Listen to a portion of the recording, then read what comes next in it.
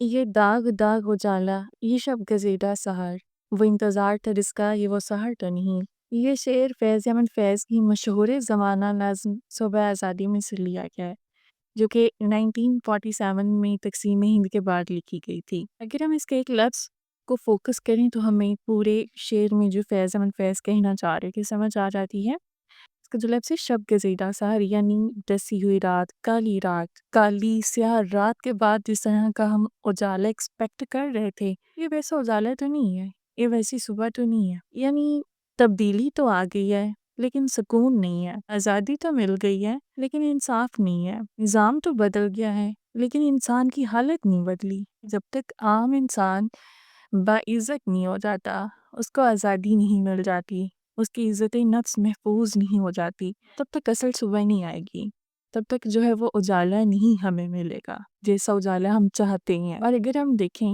تو یہ شعر صرف اس وقت کے حالات کے متعلق نہیں ہے، بلکہ ہم اس پیغام کو کرنٹ سچویشن سے بھی ریلیٹ کر سکتے ہیں۔